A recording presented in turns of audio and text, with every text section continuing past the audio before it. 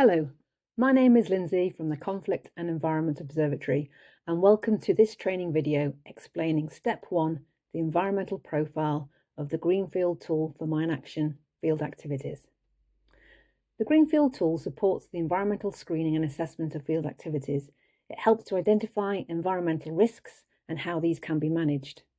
The tool is split into two key components, Step 1 and Step 2. Step 1 requires information to be collected on the environmental setting or profile for the area where field activities are taking place. In Step 2, the tool then asks activity-based questions. In this video, I will focus on Step 1 and look at what's covered, how to complete a profile, and how the information can be used. The tool is available for use in either ArcGIS Survey 123 or as a standalone Microsoft Excel format. I'll show you both in this video. A template for Step 1 is available to download into Survey 123. To download this or the standalone Excel spreadsheet, you can go to environmentinmineaction.org, which is the website of the Environmental Issues and Mine Action Working Group. Find the downloads and guidance on the resources page. Step 1 includes a set of questions to establish the environmental setting of the task area and the potential environmental constraints and issues. This can be carried out for a group of tasks, since similar constraints and conditions may apply for tasks in the same communal area or district. The size of this area will depend on the location and must be selected with caution, because if it's too large, it's going to be difficult to provide focused responses to some of the profile questions. The completed environmental profile will then inform Step 2 and help to evaluate potential environmental risks from certain mine action activities. The profile can also be used to provide baseline information about the environmental setting in handover reports. Step 1 should be completed as early as possible by the relevant key staff during initial task planning and programming and feed into the operational planning. Understanding the environmental setting and its sensitivity is needed for making informed decisions, predicting potential impacts, and choosing effective mitigation or management strategies. Environmental sensitivity depends on environment's tolerance and vulnerability and how it can respond to change, to stress or disturbance. For example, the sensitivity of a habitat may be based on the species which are present and how they are affected by disturbance from noise, detonations, and vegetation clearance. The environmental setting and its sensitivity affects how significant an environmental impact will be. If you're using Survey 123, there are 4 forms which make up Step 1. The first form is for detailing the location covered, adding maps and photographs. The second form lists the profile questions under the 10 subject areas. These questions can be answered using a number of sources. By each profile question, you'll see a set of icons, and this indicates how the question may be answered, either through a combination of non-technical survey, field visits, consultation, or through the use of available online open source data. Using open source data and the application which has been set up to support the Greenfield tool is explained in another video.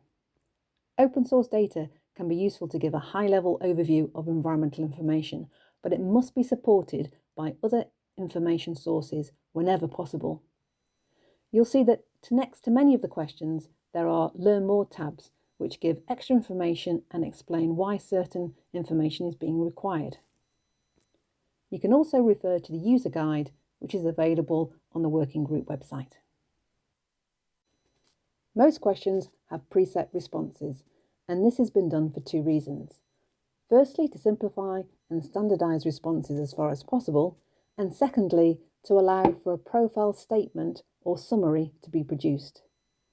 For each of the 10 topic areas, you can read in the user guide why they've been included, and I encourage you to have a look at that guidance.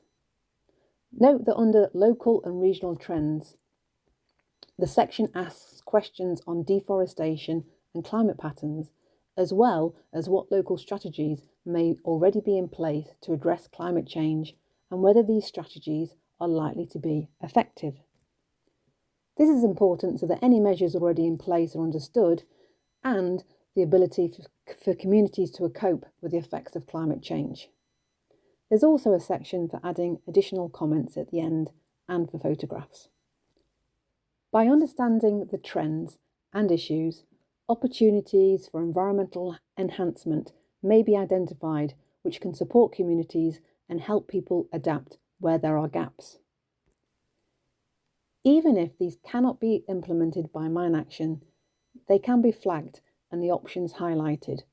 Opportunities for environmental enhancement must be explored as early as possible, and a list of potential options is included here for consideration.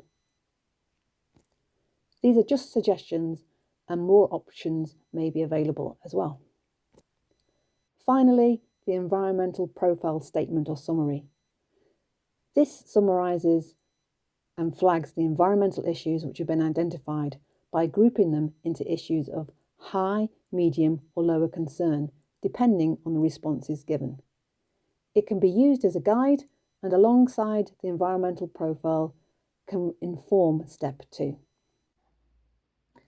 If you are using the standalone Excel format, all the same step 1 questions apply. You can access the environmental profile in 3 ways: through the instructions page, the overview, or by clicking on the worksheet tab itself. Core information relating to environmental policy, relevant environmental regulations, any donor or stakeholder environmental requirements, and high-level climate profile data can also be added here. This information should be maintained for each country programme. In Excel, there are again preset responses for most of the questions. Questions are again flagged to indicate which information source may be useful to answer each question in step 1. There are also links to a Learn More tab and a glossary. You can also see the response library used. As in Survey 123, the environmental profile is automatically generated using a set of standard response questions. You can access the environmental profile in 3 ways: through the instructions page, the overview, or by clicking on the worksheet tab. In the Excel worksheet, you can also return to your last page by clicking here at the top. You can also access the Learn More tab and glossary here at the bottom through the tabs. Remember, the tool outputs can be used in several ways, informing mine action staff and others of the environmental issues and how these can be addressed. There are many benefits from the reporting of environmental data and sharing this information with others. Environmental information can be provided to landowners to inform them of future land use considerations and can help to set out land management or aftercare requirements. Sharing of data gathered can minimise the duplication of effort and help to support awareness raising across local and wider communities. It's also an important part of any due diligence and can protect the reputation of a mine action organisation, since it's going to set out what's been done to try and avoid and minimise negative impacts. And where possible, it can help to identify those opportunities which can enhance the environment and lead to much more positive outcomes. Thank you for listening, and I trust this was useful. Please don't forget to take a look at the user guide and the other videos that are here to support Bluefield tool users. Thank you.